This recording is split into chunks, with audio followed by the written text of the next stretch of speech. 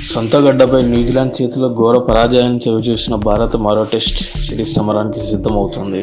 November 22 నుంచి ఆస్ట్రేలియాతో 5 టెస్టుల series ఆడనుంది.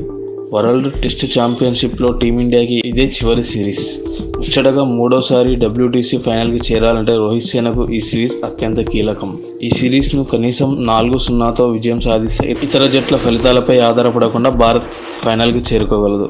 మరోవైపు ఆస్ట్రేలియాకు ఈ సిరీస్ ఎంతో కీలకం కానుంది. శ్రీలంక సిరీస్తో కలిపి ఆడాల్సిన 7 మ్యాచ్ల్లో 5 విజయాలు సాధించాల్సి ఉంది. ఈ నేపథ్యంలో ఈ సిరీస్ కోసం ప్రపంచమంతా ఎంతో ఆసక్తిగా ఎదురుచూస్తుంది. అయితే ఈసారి కంగారుల గడ్డపై జరగనున్న బోర్డర్ గవాస్కర్ ట్రోఫీ గురించి సగటు అభిమానుల్లో కొన్ని ప్రశ్నలు వెంటాడుతున్నాయి.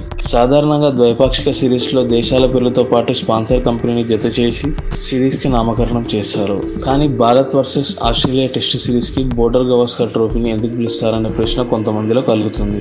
అలా ఎందుకు పిలుస్తారంటే 1996లో భారత పర్యటనలో ఏకైక టెస్టు కోసం ఆస్ట్రేలియా వచ్చింది.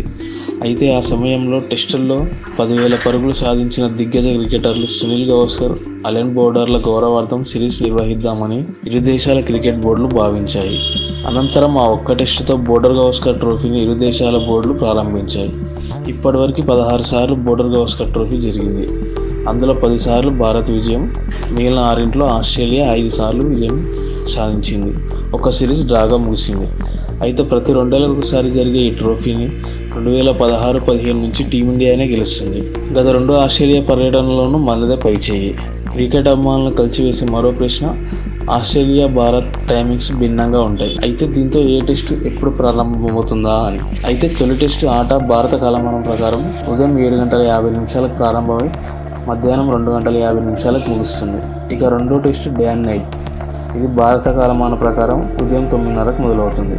మూడో టెస్టు 5:50, చివరి 2 టెస్టులు 5 గంటలకు ప్రారంభం కానున్నాయి.